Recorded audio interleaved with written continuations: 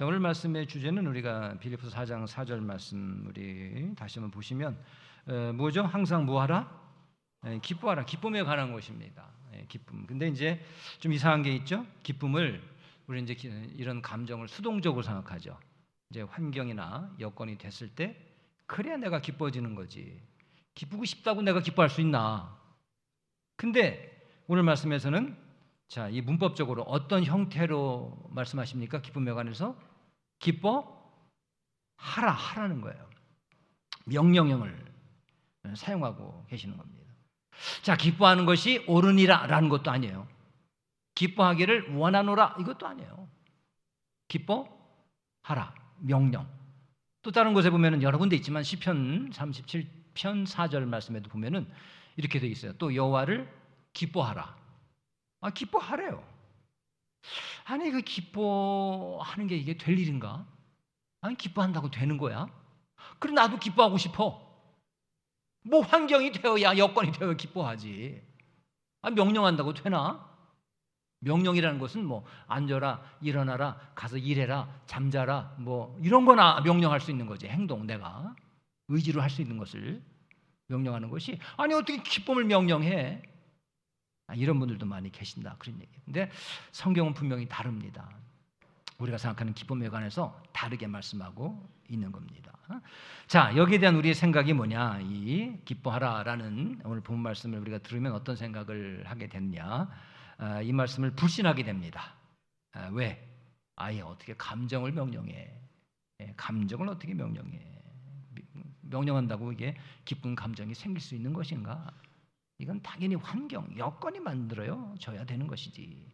라고 생각하면서 우리는 감정을 이렇게 생각합니다.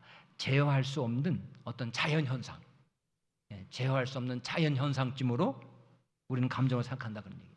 자, 예를 들어서 이제 장마철입니다. 예를 들어서 이제 예배 끝나고 나간단 말이에요. 근데 우산 안 갖고 왔네. 비가 막 쏟아져요. 그러면 당연히 뭐가 젖죠? 옷이 젖잖아요.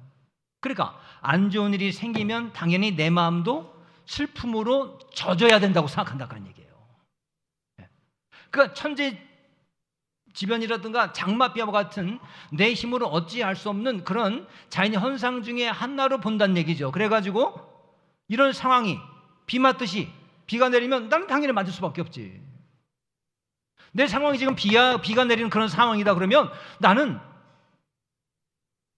비에 젖듯이 슬픔이라는 감정에 젖을 수밖에 없어. 수동적으로 우리는 생각을 한다 그런 얘기예요. 그 환경이 오면은 당연히 어두운 감정에 젖어야 마땅한 것이고, 내가 지금 왜 안 기쁜가? 환경 때문에 그런 것이고, 그 환경 비 내리는 것과 같은 이런 환경은 내가 어찌할 수 없으니까 나는 당연히 안 기뻐. 나는 지금 안 기뻐. 기쁠 수가 없어. 우리는 우리 스스로 세뇌하고 그걸 또 믿고 산다 그런 얘기입니다. 자, 그러나 성경이 기쁨을 명령한다는 것은 여러분 무슨 얘기입니까? 기쁨이 환경에 휘둘려서 수동적으로 내가 환경 때문에 내가 갖게 되는 수동적인 감정이 아니라 명령이라는 것은 뭐냐? 의지적으로 내가 선택할 수 있는 태도이자 결단이라고 말씀하는 것입니다. 뭐가요? 기쁨이에요. 다시 한번 말씀드립니다. 환경에 휘둘려서 환경 때문에 내가 갖게 되는 수동적인 감정이 그것이 기쁨이 아니라 의지적으로 내가 선택할 수 있는 태도이자 결단이라는 거예요. 뭐가요? 기쁨이. 그러니까 우리가 어떤 감정이 들면은 그 마땅한 이유로 통제할 수 없는 환경하고만 결부시키는데 아니에요. 내가 선택할 수 있다 그런 얘기다. 기쁨은 마음의 상태가 아니라 영적인 선택이라는 것입니다. 세계적인 베스트셀러가 된 감옥 생활에서 찬송 생활로라고 하는 책이 있습니다. Prison to Praise. Prison to Praise. 감옥 생활에서 찬송 생활로. 자, 이게 미군의 군종 목사님이었던 머린 카루더스라고 하는 목사님이 이제 경험한 이제 실화를 이제 책으로 만들어낸 거거든요. 이제 이분이 이제 많은 성도를 상대하면서 또 군대에서도 그렇고 하면서 자기가 만난 한 남성에 대해서 얘기하고 있는데 지독한 알코올 중독과 폭력성, 가정 파탄으로 인생이 깊은 바닥에 떨어진 사람이었어요. 그러니까 알코올 중독이 있으니까 여러분 알코올 중독돼 가지고 취해 있으면 당연히 어떻게 나타나죠? 이 폭력적인 게 또 나타나요. 그 맨날 여러분 술 취해 가지고 폭력을 행사하니 그 가정이 온전하겠어요? 가정이 파탄된 거예요. 그래서 가장 깊은 인생의 바닥, 영적인 감옥에 갇혀 있다고 이제 얘기를 하는 거예요. 그래서 몇 년 동안 제발 또 자기는 또 알아요. 이 중독에 있는 사람들도 자기 의지로 안 되지만 또 깨어나면은 내가 마시지 말아야지, 내가 이러지 말아야지. 또 알아. 모르는 게 아니에요. 근데 또 손대거든요. 왜? 중독이니까. 내 의지로 컨트롤이 안 되는 거예요. 그래서 깨있을 때는 또 기도하는 거예요. 제발 이 술 중독 좀 고쳐주세요. 이 술 중독 좀 고쳐주세요. 라면서 슬퍼하면서 울부짖었지만은 아무것도 바꾸지 않았습니다. 근데 카르도스 목사님이 그를 위해서 기도하다가 야 이건 뭐 상담이고 뭐고 다 소용이 없다. 다른 영적인 무기를 사용해야 되겠다. 그렇게 생각을 했어요. 그래서 뭐라고 했느냐. 성도님 이제 슬퍼하면서 고쳐달라고 때를 쓰지만 마시고 이 절망적인 상황 속에서도 의지적으로 하나님을 찬양하고 기뻐하는 감사의 기도를 선포하십시오. 기쁨과 감사는 상황을 바꾸는 하나님의 능력입니다. 이렇게 얘기를 해줬어요. 그 성도는 처음에는 말도 안 된다고 생각했지만은 술이 또 막 끓어오르고 절망이 밀려올 때 그때 이를 악물고 그 목사님이 한 얘기대로 이를 악물고 입술을 열어서 선포했습니다. 하나님, 비록 지금 내 삶은 엉망진창이지만 나를 구원하신 주님으로 인해 기뻐하고 감사하겠습니다. 이를 악물고 하는 거예요. 네. 여러분, 기쁨의 선포를 이를 악물고 하라는 거예요. 왜? 지금 내 상황은 그렇지 않거든요. 그 나는 당연히 슬퍼하고 당연히 절망해야 된다고 생각을 하고 있거든요. 또 그렇게 믿고 있어요. 그건 아니에요. 기쁨은 내가 선택하는 거라니까요. 수동적으로 앉아가지고 그게 온다고 비 맞고 있는 게 아니라 그런 얘기예요. 여러분 비만 오면 비 다 맞습니까? 비를 피할 수 있어요. 안 나가면 되고 여러분 우산도 쓰면 비를 피할 수 있습니다. 왜 그걸 다 맞고 앉아 있어요? 그리고 맞는다고 해서 여러분 다 이게 잘못된 게 아니에요. 여러분 우리는 비 맞으면 우리는 되게 싫어하잖아요. 근데 어떤 문화는 비 맞는 걸 좋아해요. 그래서 우산을 안 써요. 애들도 비 맞는 거 좋아합니다. 우리 문화는 뭐 맞고 뭐 적셔지고 뭐 이렇게 묻고 이런 거 싫어하잖아요. 그렇죠? 그 우리 같지 않아요, 다. 비가 내려? 슬픔에 비가 내려? 젖었어요? 그래서 그게 어쨌다는 거야. 이런 문화권도 있다는 얘기예요. 여러분 비 온다고 다 젖어가지고 여러분 슬픔에 젖어가지고 그러고 있지 않은 이런 문화권, 이런 상황, 이런 태도도 있다 그런 얘기예요. 이를 악물고 아니 안 봐줄 수 있지 뭐 내가 뭐 항상 슬픔 가운데 젖어 있어야 돼요? 이를 악물고 내가 이것으로 인해 기뻐하고 감사합니다. 한 번이 두 번 되고 두 번이 네 번 되고 네 번이 여덟 번 되고 계속 하는 거예요. 그래서 절망적인 눈물 대신에 의지적인 기쁨의 찬송. 왜? 기쁨은 의지적으로. 그래서 성경에서 명령하고 있는 이유가 바로 그겁니다. 앉아서 좋은 상황이 오면은 기뻐하라 이게 아닙니다. 기뻐하도록 노력해라 이것도 아니에요. 명령의 명령. 의지적으로 하라는 거예요. 기쁨의 찬송을 영적인 무기로 선포하기 시작하자 놀랍게도 25주 만에 그를 평생 괴롭히던 알코올 중독의 사슬이 끊어지게 된 줄 믿습니다. 그리고 가정이 회복되는 기적을 경험했어요. 여러분 믿어지십니까? 믿어지셔요? 그대로 나타나게 될 줄 믿습니다. 그러니까 수동적으로 상황이 나아지면 기뻐하겠다. 기쁨은 수동적인 게 아니란 얘기예요. 우리는 수동적으로만 생각하는 거예요. 그래서 슬퍼하고만 있는 그런 것이 아니라 환경 여해에 따라서 나를 따라오기도 하고 안 따라오기도 하는 것이 기쁨이 아니라 수동적인 감정이 아니라 어둠의 결박을 끊어내기 위해서 성도가 의도적으로 던지는 영적인 폭탄이다 그런 얘기예요. 사단 마귀와 싸워 이기는 영적인 폭탄이라 그런 얘기예요. 절망의 그 상황에 폭탄을 터뜨린다 그런 얘기예요. 물러가게 만든다 그런 얘기예요. 우리는 노예가 아닙니다. 노예가 아니에요. 상황이 오니까 기뻐하고 또 상황이 아니면 또 슬퍼하고 우리 예수 믿는 사람들은 살 환경에 노예가 돼가지고 환경 때문에 수동적으로 앉아가지고 슬퍼하고 기뻐하고 하는 사람들이 아니라 그런 얘기입니다. 주님께서 명령하셨다면 그 명령에 순종해서 기뻐하기로 결단하면은 이런 그대로 기쁨으로 승리하게 될 줄 믿습니다. 왜 우리는 주도하는 사람들이거든요. 주도하는 사람들이에요, 여러분. 주도하는 사람들이라 그런 얘기예요. 그래서 기뻐할 때까지, 여러분 기쁨의 환경이 올 때까지 기다리지 마시라 그런 얘기입니다. 순종하여 기뻐하기로 선포하시기 바랍니다. 입술로 감사를 선포하고 스위치를 켜는 거예요. 기쁨의 스위치를 켜는 거예요. 밝아지듯이 여러분 스위치 켜는 겁니다. 나 스위치 킬래. 이런 영적인 분위기가 여러분 삶 가운데 바꿔지기 시작할 줄 믿습니다. 그러니까 하나님께서 명령하셨다면 명령하실 만한 이유가 있는 겁니다. 그리고 약속이 있다는 겁니다. 약속이 있다는 거예요. 그러니까 우리 상황에 따라서 그러지 마시고 그 하나님께서 명령하셨다면 명령에 순종해서 한번 하시라는 그런 얘기예요. 다 이유가 있습니다. 역대하 20장에 보시면은 거기 여호사밧 왕이 나오거든요. 남유다의 여호사밧 왕이 나옵니다. 근데 이제 그 주변에 모압, 암몬, 마온 이 세 나라가 있는데 이 강대국이에요. 이 세 나라가 연합해가지고 유다를 침공하네. 유다는 조그만 예루살렘으로 유다 전체 이스라엘도 아니고 북이스라엘은 이미 갔고 남유다는 남유다 갈라졌잖아요. 남유다 작아요. 남유다를 침공하는 거예요. 이 세 나라가. 그러니까 이 나라에 이 존폐가 달린 심각한 위기 상황이 온 겁니다. 그들과 맞서 싸워야 돼요. 가만히 있을 수 없잖아요. 그러면 보통 전쟁터 맨 앞에 서는 사람들은 용맹한 뭐 칼잡이라든가 창을 쓰는 사람들이라든가 이런 뭐 군인들이 앞장설 겁니다. 그런데 여호사밧은 이상하게 찬양대를 군대 앞에 서였어요. 찬양대를. 아니 뭐 전쟁하는데 무슨 찬양대가 무슨 지금 전쟁합니다. 그 찬양대를 앞에 세웠다 그런 얘기예요. 그래서 여호와를 찬송하면서 기쁨을 선포하라 이 명령했어요. 이게 말이 됩니까? 아니 군대를 보내야지 군인을 보내야지 찬양단이 뭐네요? 찬양단이 뭐예요 지금? 선두에 세우다니. 여러분 그런데 시간이 좀 지나자 전세가 역전되기 시작합니다. 위기가 승리가 되게 하시거든요. 절망의 순간에 이 위험한 위기의 순간에 그냥 슬퍼서 말이죠 두려움 가운데 있는 것이 아니라 기쁨을 선포하고 찬송할 때에 이 찬송이 단순한 노래가 아니라 적이 예상치 못한 가장 강력한 영적인 무기가 되었다 그런 얘기예요. 전세가 뒤집어진 겁니다. 우리 삶의 전세가 뒤집어지는 거예요.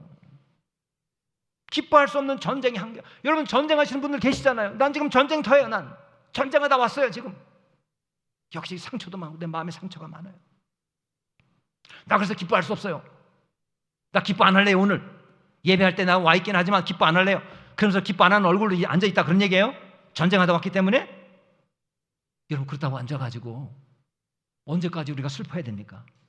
언제까지 슬픔의 비를 맞았다고 내가 어찌할 수 없다고 앉아있어야 됩니까? 아니요. 기쁨을 선포할 때에 찬양할 때 노래할 때에 하나님께서 친히 싸우시는 그래서 승리하게 하시는 역사가 일어나게 된다 그런 얘기예요. 신학자이자 또 문학가였던 C.S. 루이스가 이런 말을 했습니다. 마귀들이 신앙인을 무너뜨릴 때 사용하는 가장 치명적이고 은밀한 무기는 죄나 욕망이 아니다. 낙심과 무기력이다. 성도들을 넘어뜨리는 마귀가 성도들을 넘어뜨리는 이 무기가 욕망이나 죄가 아니라 낙심과 무기력이에요. 낙심. 그래서 마귀는 성도에게 너는 안 돼. 아이 니까지 게 뭘. 상황은 바뀌지 않아. 바뀔 줄 알지? 교회 나와가지고 앉아있으면 바뀔 줄 알지? 바뀌지 않아. 이렇게 속삭인다는 거예요. 그래서 그런 마음이 들게 한다는 거예요. 예배를 드리고도 나가면서 안 돼. 헤이 뭐 예배 한번 드렸다고 뭐가 달라지면 내 손에 장을 지죠. 이러고 간다는 얘기예요. 사단마귀가 그렇게 속삭인다는 얘기예요. 그러나 성도가 어떤 고난 속에서도 그럼에도 불구하고 내가 주 안에서 기뻐하기로 결단하고 기쁨을 선포하면 마귀의 모든 속임수와 절망의 역사가 순식간에 무기력하게 될 수 있다 그런 얘기입니다. 기쁨은 뭐냐? 정확하게 얘기하면 기쁨의 선포입니다. 마귀의 어둠을 찢어버리는 빛의 무기다. 기쁨의 선포가요. 물론 나에게 일어나는 좋은 일들, 좋은 일도 있어요. 그게 뭐 나쁘다는 얘기는 아니잖아요. 좋은 일이 일어나면 감사하면 되고 또 좋은 일이 일어나면 또 기쁨의 에너지를 갖다 주지 않습니까? 하지만 이것만으로 하나님께서 나를 사랑하신다는 증거가 된다고 생각하면은 여러분 이러면 안 되죠. 내가 원하는 대로 풀리는 것만 이게 감사할 조건이고 하나님께서 나를 사랑하시는 증거다? 여러분, 이게 본질이 아닙니다. 신앙의 본질이 아닙니다. 본질이 무엇이냐? 비록 우리에게 좋은 일이 일어나지 않더라도 우리는 이미 사랑을 확정받았습니다. 하나님의 사랑은 십자가의 사랑으로 이미 확정되었습니다. 따라서 십자가만으로도 우리는 늘 빛이 나고 은혜가 넘치는 천국 백성의 정체성을 가지고 살아갈 이유가 충분한 것입니다. 그래서 본문에 보니까 그냥 기뻐하라고 명령만 하시지 아니하고 뭐라고 말씀하셨습니까? 주 안에서 기뻐하래. 주 안에서. 주 안에서 우리는 기뻐할 수 있다는 겁니다. 그러니까 사도 바울이 이 편지를 쓴 곳이 휴양지가 아니라 어디였을까요? 로마의 어디였을까요? 빌립보서? 감옥입니다. 감옥. 그 환경만 보면은 기뻐할 이유가 하나도 없는 것처럼 보일 수 있는 환경입니다. 근데 바울은 이 감옥이라는 상황에 있지만은 영적으로는 누구 안에 있다? 주 안에 있다는 거예요. 주 안에 있다는 거예요. 환경은 변하지만 주님은 변하시지 않기 때문에 주 안에만 있으면 항상 기뻐할 수 있다는 겁니다. 그러니까 자기가 선포하는 거예요. 기뻐하라. 지난번에도 우리가 한번 언급했지만 2010년에 칠레의 산호세 광산 붕괴 사건이 있었다고 그랬잖아요. 붕괴 사건 당시에 이게 지하 700m에 갇혔어요. 700m. 100m 달리기 하면 100m도 얼마나 여러분이 힘듭니까? 얼마나 길어 100m가. 근데 그 7배 700m, 그것도 평지가 아니라 밑으로 지하 700m, 섭씨 35도의 고온 다습한 이 현장, 매몰 현장, 그 밑에가 69일 만에 기적적으로 33명의 광부가 살아 돌아온 사건이 있었습니다. 그중에 호세 엔리케스라는 광부가 있었는데 이제 신실한 그리스도인이었어요. 그래서 모두가 여러분 그 안에 여러분 생각해 보세요. 얼마나 절망이 있을까요? 얼마나 과연 우리 소리나 들을 수 있을까? 우리를 구해낼 수 있을까? 또 땅을 파고 와도 여기 있는지 어떻게 알아요? 또 이거. 야, 우리 과연 살 수 있을까? 네. 절망에 빠져가지고 니 탓 내 탓하고 비난하고 야 네가 그때 그거 건드려가지고 무너진 거야. 네. 죽음의 공포에 떨고 있었어요. 그때 참혹한 땅속 깊은 곳에 이 호세 에니케스라는 사람이 지하교회를 세웠다 그런 얘기예요. 지하교회. 그 어둠 속에서 이제 헬멧에 여러분 광부들 헬멧에 이게 프레시 라이트가 있잖아요. 네. 이게 뭐 마냥 빛나는 게 아니라 이게 또 배터리로 되잖아요. 그러니까 이걸 켜가지고 또 그렇지 않아도 자기가 가슴 속에 품고 있던 작은 포켓 성경이 하나 있는 거예요. 쉴 때마다 그걸 또 읽었대. 그 포켓 성경을 이 라이트를 비춰가지고 자기 읽고 또 동료들에게 읽어주고 또 거기서 또 통성기도를 인도했대요. 우리 한번 기도합시다. 그 헬멧 플래시로 성경 읽는 것을 또 아니까 동료들이 또 그나마 거기 의지되는 게 성경 말씀이에요. 그러니까 자기들의 헬멧 배터리를 아껴가지고 다음에 이제 다 다르면 이것써 또 다르면 이것써. 그래서 호세 엔리케스의 성경 읽기를 위해서 쓰라고 줬어요. 계속 읽을 수 있었어요. 그래서 결국은 이제 69일 만에 기적적으로 살아났거든요. 이제 방송국 취재들이 막 달라들 거 아니에요. 그래서 물어봤어요. 그 절망적인 지하 700m 깊숙의 그 굴 속에서 어떻게 절망하지 않고 견디다가 살아날 수 있었습니까? 라고 물었을 때 뭐라고 대답했느냐? 우리는 33명이 아니라 34명이었습니다. 예수님이 그 어둡고 깊은 굴 속에 우리와 함께 계셨습니다. 바깥 세상은 우리를 포기했을지 몰라도 우리가 주님 안에 있었기 때문에 그곳은 더 이상 무덤이 아니라 예배당이었습니다. 무덤이 아니라 예배당이었습니다. 우리는 말씀을 통해서 확신했습니다. 우리와 함께 하시는 우리를 버리지 않는 예수님이 우리와 함께 그곳에 계심을 확신했습니다. 그래서 우리는 주 안에 있었습니다. 이렇게 고백을 했더라 그런 얘기예요. 주님 안에, 그리스도 안에, in Christ. 그가 얘기했던 스페인 말로 엔크리스토. 네. 상황만 보면은 지하 700m는 무덤이에요. 이거 무덤. 그냥 지하입니까? 무덤이에요, 무덤. 그러나 그들의 존재가 주 안에 있을 때 지하 700m 매몰 현장은 하나님을 찬양하는 가장 깊은 지하 예배당으로 바뀌었다는 얘기예요. 여러분, 내가 있는 일터, 여러분의 삶의 현장, 어떤 분들은 감옥이라고 얘기해요. 감옥과 같아. 언제 여기서 벗어나지? 내 집도 감옥이야. 내 일터도 감옥이야. 그러니까 이 사람들처럼 감옥과 같아도 여러분, 내 삶의 현장이 감옥과 같아도 내가 주 안에 있을 수 있단 말입니다. 우리 주 안에서 기뻐하는 거예요. 주님 때문에 기뻐하는 겁니다. 여러분, 만약 그게 가능해진다면, 나는 기뻐할 거야, 예수님 때문에 나는 기쁨을 선포할 거야 라고 여러분 그게 가능해진다면 여러분의 삶은 분명히 변화되게 될 것입니다. 주님은 십자가의 죽음으로 우리에게 전부를 주셨습니다. 그렇기 때문에 그 사랑을 더 이상 증명할 필요가 없어요. 이유가 없어요. 이미 십자가의 사랑으로 확증하셨고, 그 말씀은 변하지 않는 진리이기 때문에 예수 믿는 사람들이, 저와 여러분이, 여기 계신 여러분이 상황 여하에도 불구하고 기뻐할 수 있는 이유는 바로 그리스도 안에 살 수 있는 겁니다. 십자가의 사랑 안에서 내가 그 사랑을 아니까, 확증했으니까 내가 기뻐할 수가 있는 겁니다. 더 분명하게 얘기하면 기쁨을 선포할 수 있는 거예요. 여러분, 눈에 보이는 그런 상황, 이런 환경, 이것만 가지고 판단하지 마시고 이제 하나님의 말씀에 순종하며 그 말씀의 기준을 두시기를 주님의 이름으로 부탁을 드립니다. 하나님의 뜻은 바로 그거예요. 항상 기뻐하라는 거예요. 기뻐하라. 쉬지 말고 기도하라. 또 범사에 뭐하라? 감사하라. 이게 그리스도 예수 안에서 우리를 향한 누구의 뜻이래요? 하나님의 뜻이래요. 이게 하나님의 뜻이에요, 이게. 근데 하나님 뜻대로 안 하는 거예요. 왜? 난 이래서 슬프고 이래서 짜증나고, 난 말씀에 동의할 수 없어. 그 말씀 따라 살지 않고 왜 여러분 환경 따라 환경의 노예가 돼서 환경에 수동적으로 살아가냔 말입니다. 선포하래요, 선포하래요. 여러분, 결국 신앙도 선택입니다. 선택하는 거예요. 나는 기쁨을 선택할 거야. 나는 기뻐하기로 결심할 거야. 선택이에요, 선택. 누구 안에서?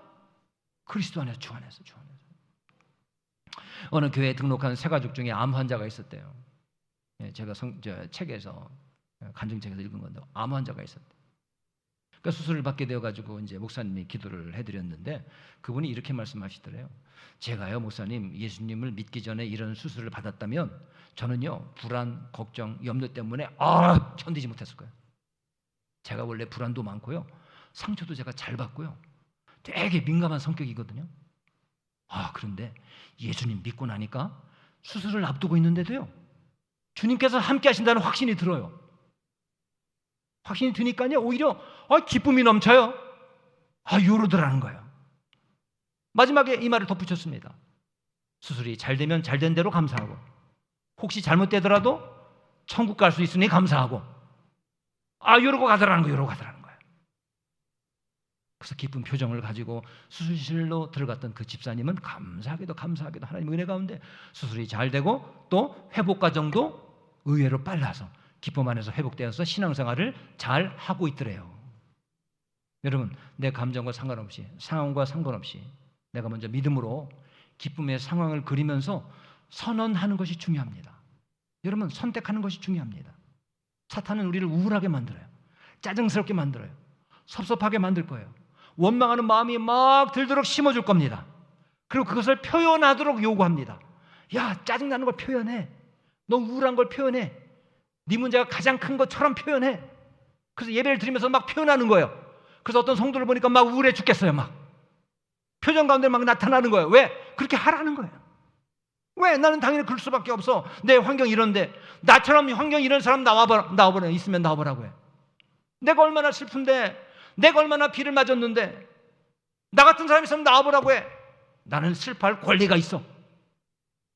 나는 슬픔을, 우울함을 얼굴에 드러낼 권리가 있어. 이렇게 생각하는 거예요, 여러분.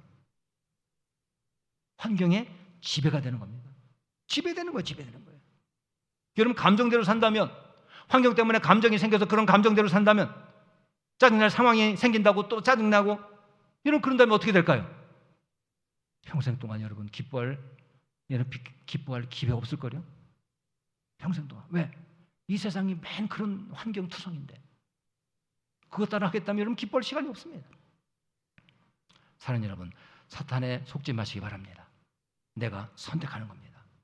성령님 안에서, 성령님이 내 안에 사탄이 있는 것이 아니라 내 안에 성령님이 계신 것을 믿고, 사랑하는 여러분, 그 믿음으로 선포하시기 바랍니다. 내가 선택하는 거야. 내가 선택하는 거야. 1995년도에 미국 역사상 가장 참혹한 일 중에 하나였던 오클라호마 시티 연방정부 빌딩 폭파 사건이 있었어요. 오클라호마 시티 연방정부 빌딩 폭파, 1995년도. 그때 그 건물 4층에 근무하다가 건물이 무너지니까 콘크리트 덤에 이제 그 안에 갇혔던 20대 여성인 브랜디 리드라고 하는 사람이 있었습니다. 이제 폭발한 다음에 갑자기 막 오르릉 하더니 갑자기 까매졌죠. 막 그냥 떨어지고. 네. 결국 깨어나 보니까 어둡고 비좁은 먼지 구덩이 속에 혼자 갇혀 있는 거예요. 허벅지는 이미 부러졌어요. 허벅지. 통증이 와, 통증. 피가 흘러. 또 위에서는 막 중장비와 콘크리트 이 잔해 이 압박이 막 내려앉아서 야 이거 언제 죽을지 모른다는 이 공포와 절망이 막 찾아오는 거예요. 칠흑과 같은 어둠 속에서 야 이거 나 구조 안 되면 어떡하지? 여기서 죽는 거 아니야? 이런 공포와 낙심이 막 몰려오는데 그때 마귀가 주는 생각을 분별하고 여기에 굴복하지 않기로 결정합니다. 그래서 먼지가 가득한 얼마나 먼지가 이 목구멍에 가득할 거예요. 소리가 제대로 나오겠습니까? 그래서 먼지 덩이를 탁 뱉어버리고 목구멍을 열어서 어둠 속에서 찬양을 했대. 주 하나님 지으신 모든 세계 찬양했대. 죽을 힘을 다해서 찬양했대. 찬양할 거야 나는. 피 흘리면서 몇 시간 동안 계속해서 찬양을 부르는 거야. 죽으면 죽을지라고 찬양을 부르는 거야. 난 하나님을 향해서 기쁨과 하나님을 향한 신뢰를 선포할 거야. 어떤 사람들은 그래. 이 얘기를 들으면 그럴 거예요. 야, 네 상황을 좀 봐. 주 하나님 지으신 세계? 주 하나님 지으신 세계는 개뿔. 이 세계가 주 하나님 지은 세계냐 네가 지금? 네가 지금 처해 있는 그 세계가 주변 세계가 하나님이 주 하나님 지은 세계로 찬송할 그런 상황이냐? 네 꼴 좀 봐. 이래서 찬양이 나와. 그 구덩이 속에서 찬양이 나와. 여러분 이런 생각 가진 분 계실 거예요. 이렇게 어둡고 무섭고 무너지는 곳이 어떻게 주 하나님 지으신 세계냐? 여러분 이렇게 생각하는 사람이 있을 거예요. 여러분 그렇다면 그럼 끝까지 처음부터 끝까지 나 죽었네?